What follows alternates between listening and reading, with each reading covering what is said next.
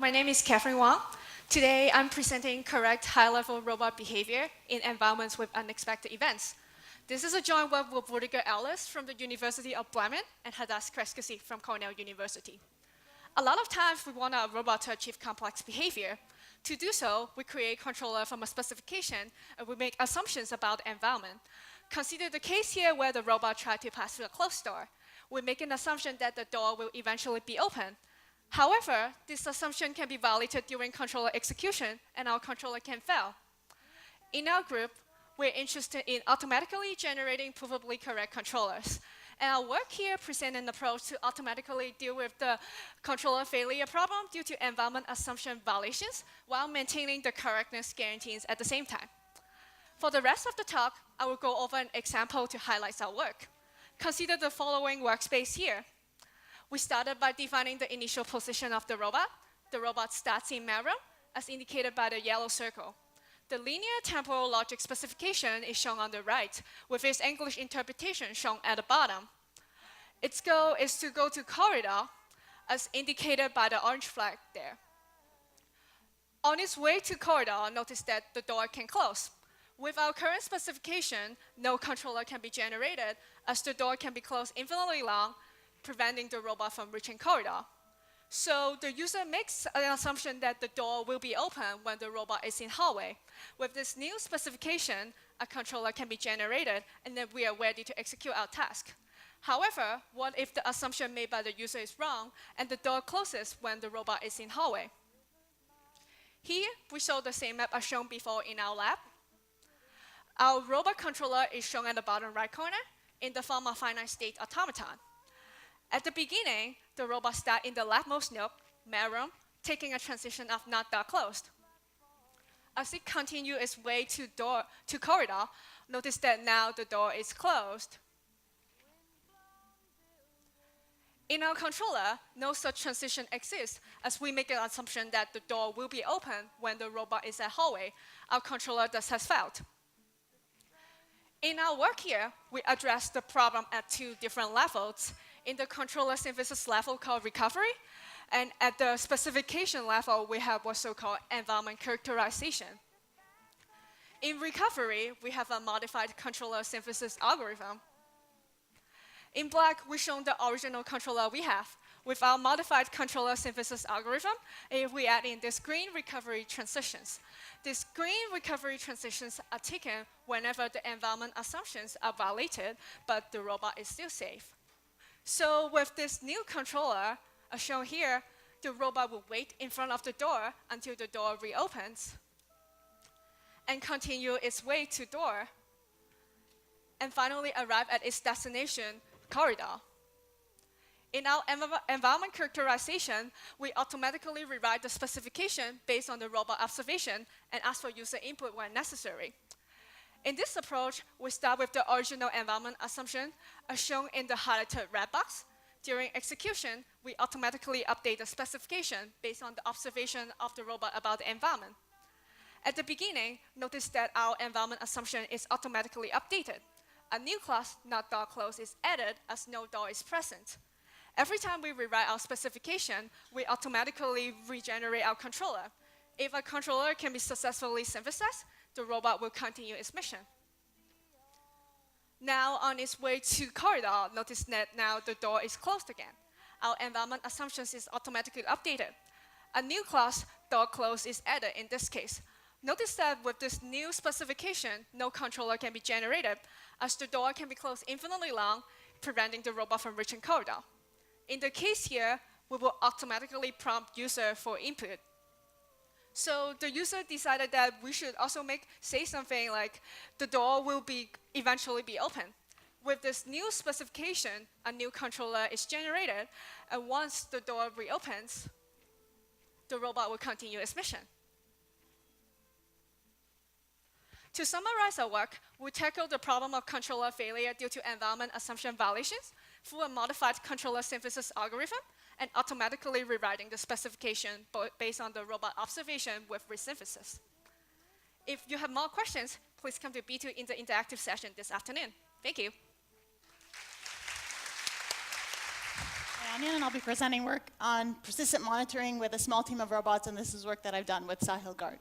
So basically, if you have a one-time event, or you have natural disasters, or agriculture and cyclical operations, it might make more sense to deploy a team of mobile sensors that can decide where to take sensor measurements than it does to deploy or to install a set of stationary sensors. So if you want to sense crop height on a large farm, and here the height is shown on a heat map, and you deploy a bunch of stationary sensors, you're really not going to get that good of an idea of what this map looks like. However, if we use mobile sensors, we can get a much better idea using much fewer sensors because they can move around, so we get a much better idea of what the map looks like. So what we've done is we've formulated a solution for persistent sensing of stochastic phenomena. And specifically, we wanted to be able to do this when when the phenomena varies very drastically over time. So here, this data is of sunlight in forest understory. And you can see that it changes dramatically from one time step to another. This is actually a real data set that we use for some of our simulations. So some of this work has actually been done before. I mean, not before, but parts of it have been done. So tracking a target, sensing time invariant fields, and also informative sensing when you have a known and static covariance. However, this only solves part of the problem that we want to solve. Not only that, we don't have information about the covariance or the phenomena a priori. So we consider these complex spatio-temporal stochastic fields. So you can see here, in 10 minutes, the sunlight intensity varies very dramatically in that real data set.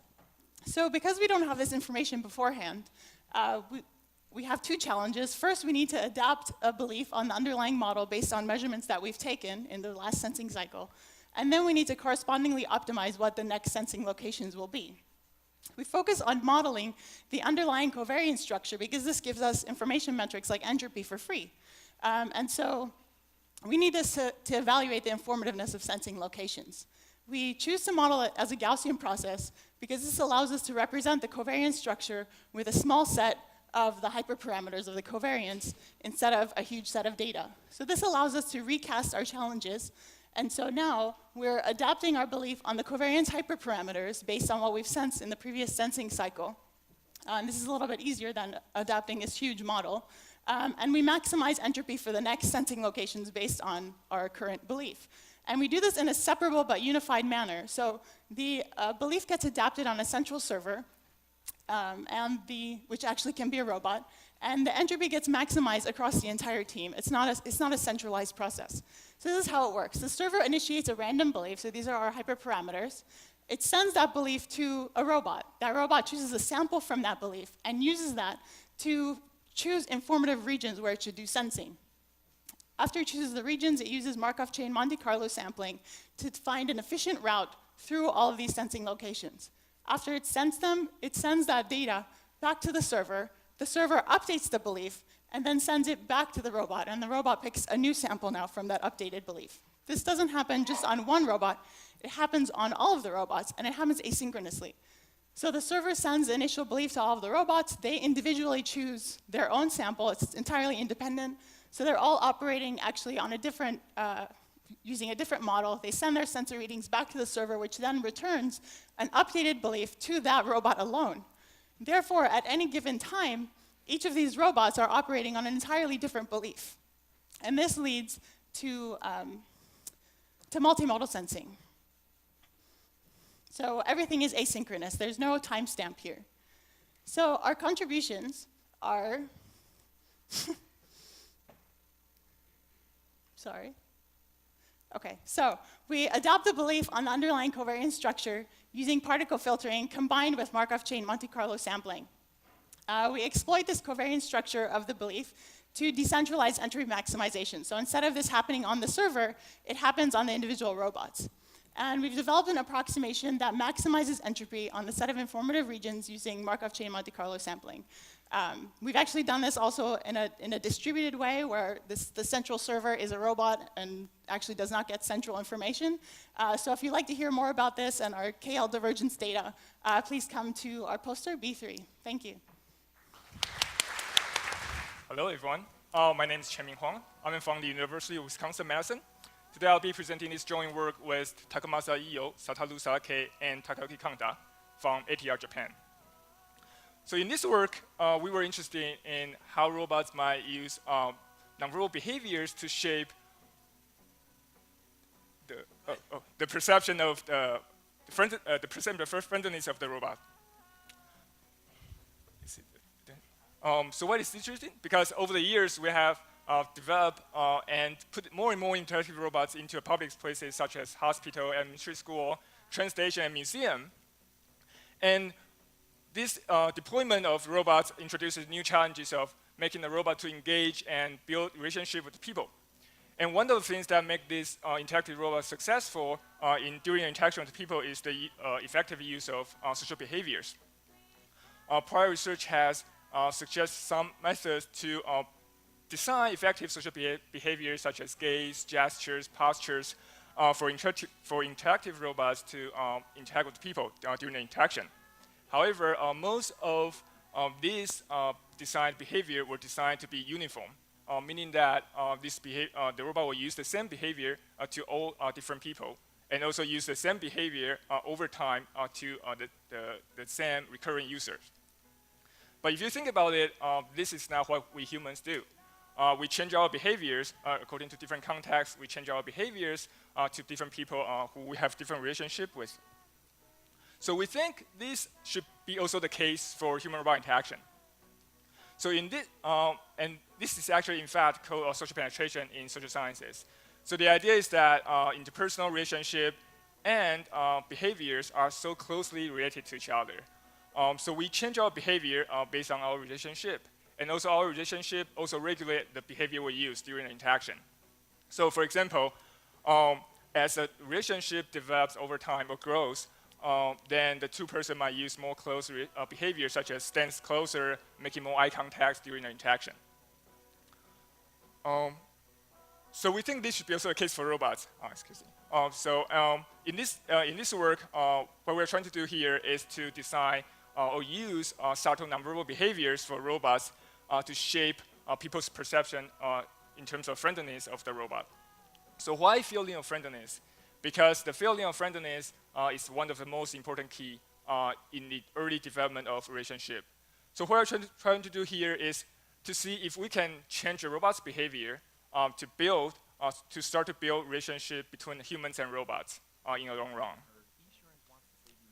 So in the data we collected, I'm sorry. So in this investigation, we follow a user-centered design process, which has three steps. The first step is to collect data of interaction to understand how people might use different behaviors during the interaction with different people. And then we go on to build a computational model to capture those variabilities in behaviors for a robot.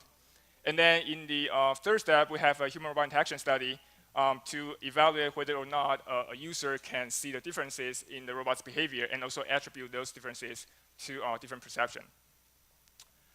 From the data we collected, we identified four main behavioral variables that we want the robot to manipulate.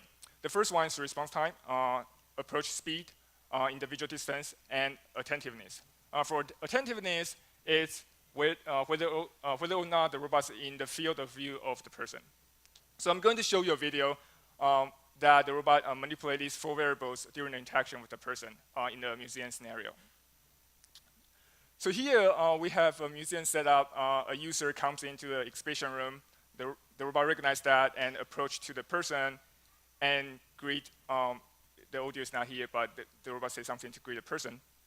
And the person goes on to attend one of the exhibit, and the robot realizes that the person is attending one of the exhibit, and then the robot turns around and approach to the user to briefly introduce or explain the exhibit.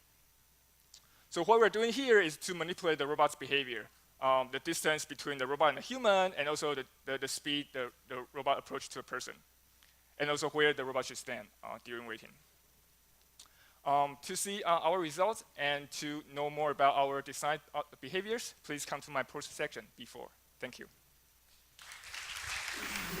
So for the multi-robot sensing, so every robot makes its own decision, makes its own lead, and that they all kind of go in the same area. So what happens is each of them get this. each of them get a model, but they each choose their own independent sample from that model. So the model has multiple different options in it, right? So each of them chooses one and uses that in order to figure out where the sensing locations are. And like I said, not all of the robots will be operating, none of the robots are really operating on the same model, because what happens is once they send their data to the server updates the model and sends that updated belief back to only that robot. So only that robot is using that model. So while the central server is updating its model based on all of the prior data from all of the other robots, that model is distinctly different than the other ones. And that already ensures that not all the robots accidentally might go in the same. So, I mean, sometimes they might, but it's not accidental. I mean, there's a chance that might happen, because obviously they're choosing probabilistically from that model, but it happens once in a while, but not that often. Another question? In the back? Oh, sorry, here. Nathaniel. I'm just confused. So why is that an advantage that the central server would only send back the updated distribution when you send it data? Why not do that all the time? Well, okay, so practically speaking, you're not always going to be able to communicate with the central server.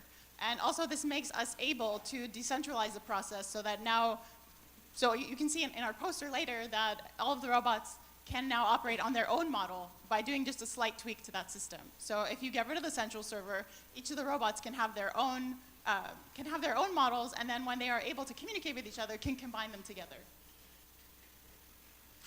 In the back? You. Yes. For the museum robot, do you take the feedback of the guest as the input for deciding whether it should be more friendly or less friendly, like a deeper relationship? No, we didn't do that for this project. So this is sort of like to first establish that people can see the differences in the robot's behavior and attribute those differences accordingly to the perception that we are expecting for.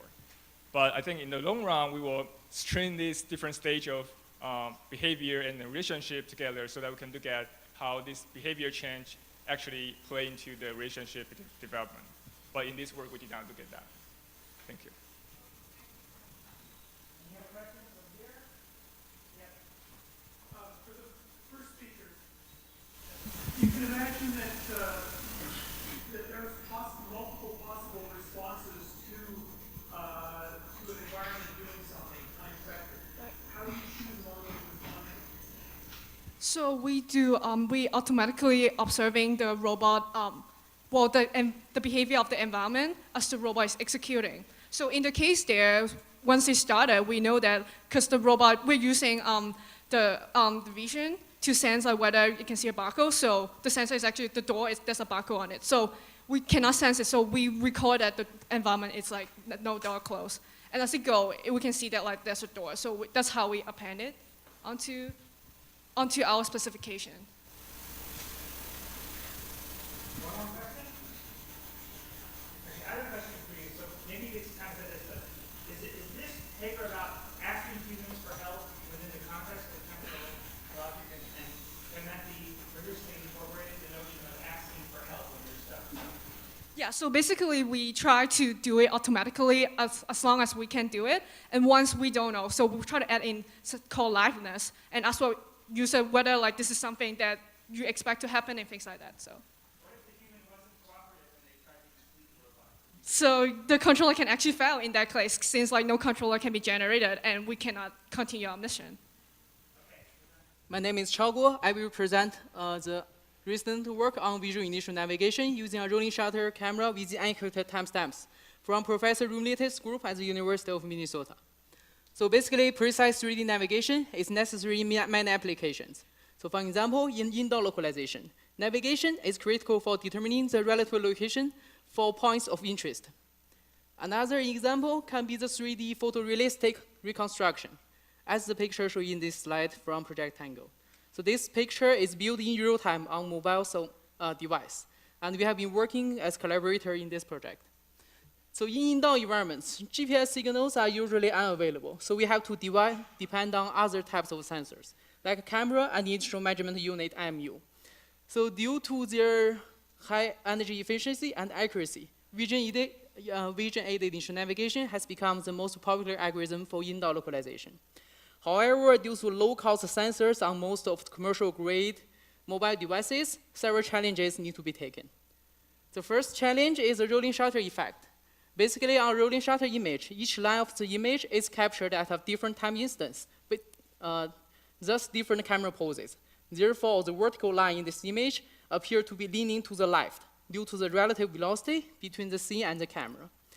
And if the object moves even faster, like another example, the rolling shutter effect can completely destroy the image. So we cannot use these images for navigation purpose. Another example is the time synchronization between MU and camera clocks, which is unknown and varies over time. So for example, as an example we have here, we have a camera MU package. Like the MU provide linear acceleration and rotational velocities at timestamp T1. Then due to this time misalignment, the camera provides measurement not at T1, but provide an image with a time delay, T1 plus TD. Similarly, at the next timestamp, T2, the camera will provide image at another time delay, T2 plus TD prime. So basically, both of these two challenges can be understood as the time misalignment between camera and MU measurements. And our objective here is to model and compensate for both of the two effects for localization and navigation purpose. Now let me introduce the key idea of our approach. We apply our method on the multi-state constraint Kalman filter, which is a sliding window filter optimizes over multiple camera poses. Also, we apply a modified camera model to compensate for the time misaligned measurement. So due to the timing limit, I will just talk about the time synchronization problem, but the rolling shutter can be expressed similarly. So assume the sliding window filter optimizes over only two camera poses at T1 and T2. And the image measurement comes at T1 plus TD. So we need to express the pose at T1 plus TD using the state vector in the measurement model.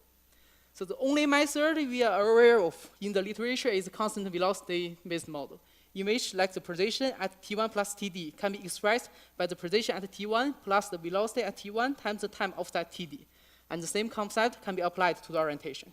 The drawback of this method is that then you need to include both the linear and rotational velocities in the state vector for all the camera poses. This definitely increases your computational complexity. So we proposed an interpolation-based model, in which the pose at T1 plus TD, we interpolate between two camera poses at T1 and T2. And then the translation, the position and orientation can be expressed in this formula. And lambda is defined as the interpolation radius. So what do we gain by doing this? First, we avoid include the velocity in the state vector. Thus, we gain significant speed up. This is our experimental result on Samsung S4. It runs in real time. The left part is estimated cell phone trajectories. Right, definitely is image measurements. We compared the loop closure error of different algorithms. So if you do not consider both the rolling shutter and time synchronization effects, that's a catastrophe. The estimator will diverge. If you consider only the rolling shutter or time synchronization, then the loop closure error is between 1.8 to 0.9%.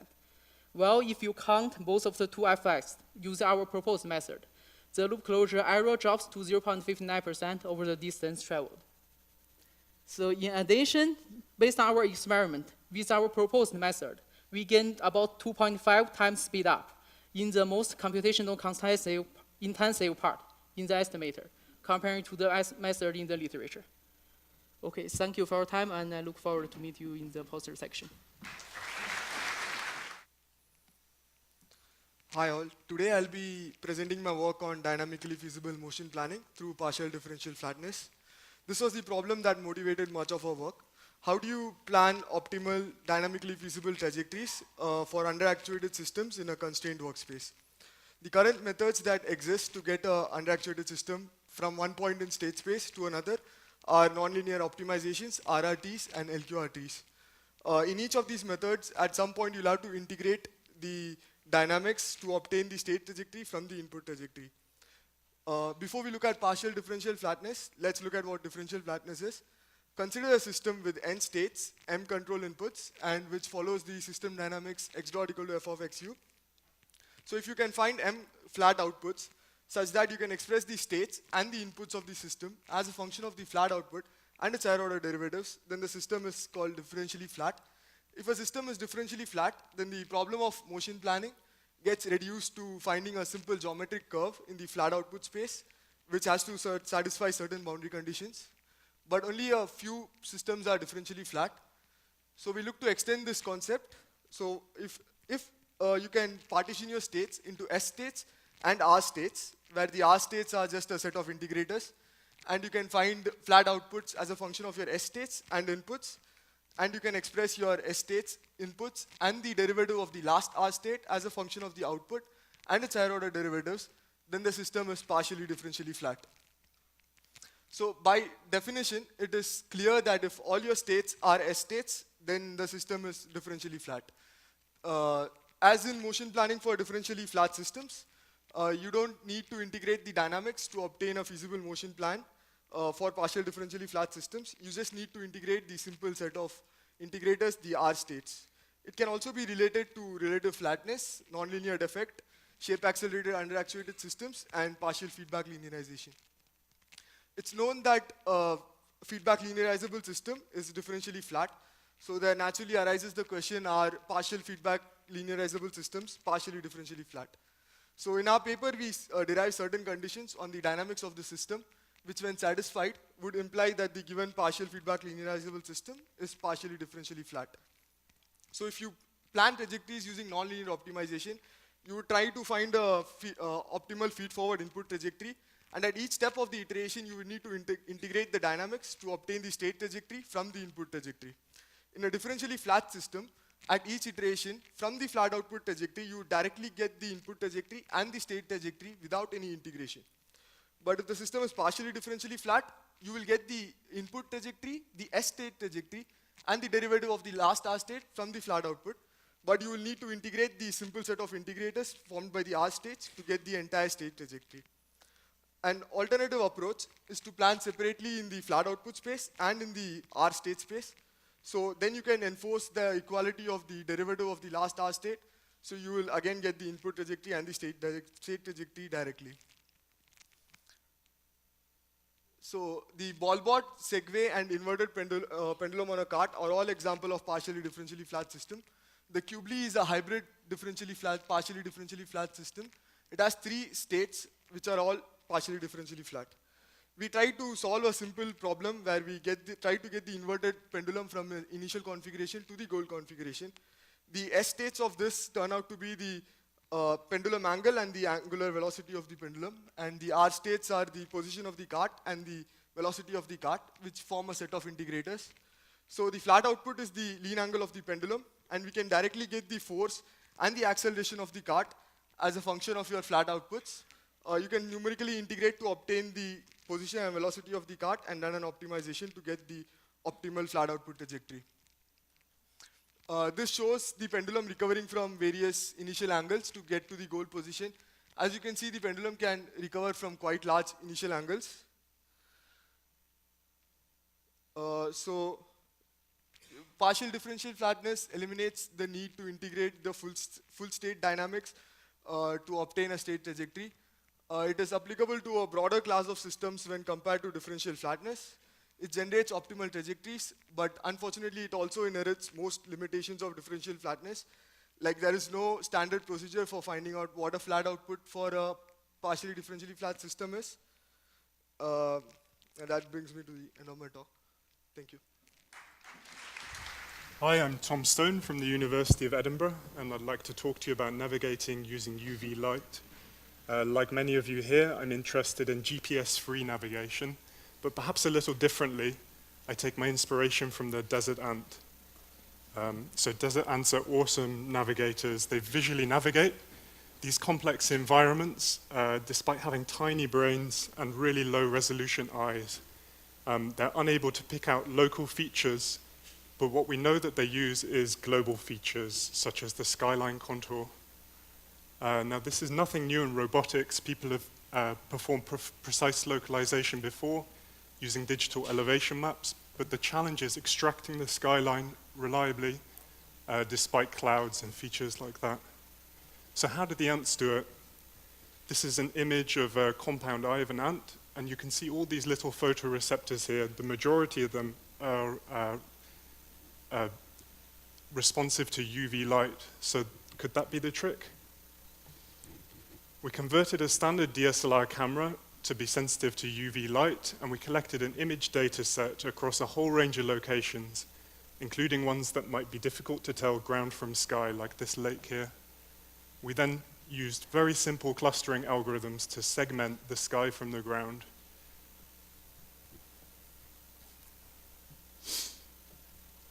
So what you can see now is a typical data set. So this image in the top, because it's got clouds and different lighting, it's very hard to segment into ground and sky using simple clustering.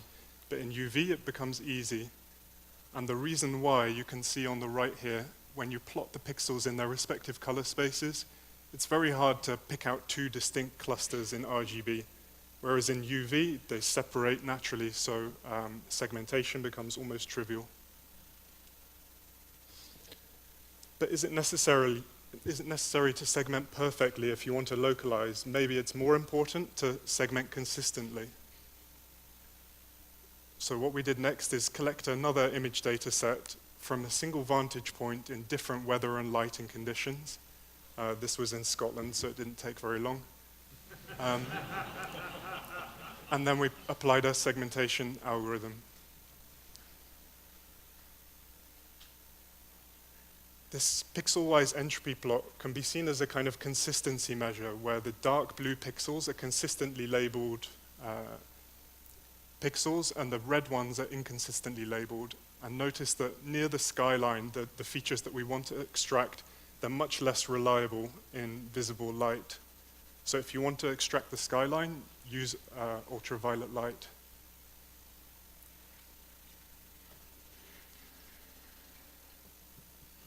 But this is a robot conference, so what about robots?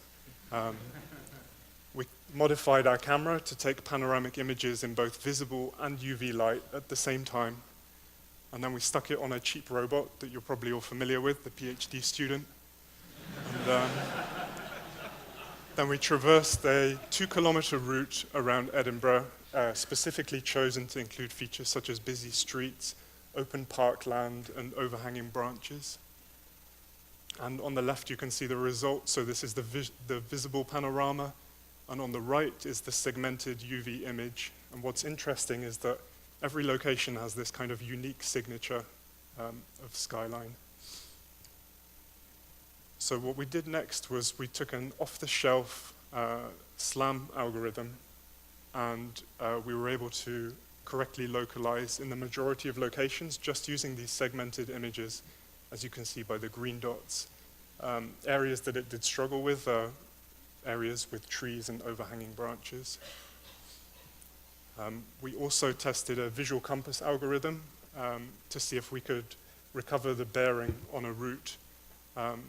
So that was a proof of concept that you could also extract orientation information from this. So to summarize, sky segmentation in UV is accurate, it's robust, and you can perform it computationally cheap. You can use these segmented images to localize and orient yourself in urban environments. I'd like to thank my funders. This work was carried out by the Insect Robotics Lab in Edinburgh. Mike and I are both here.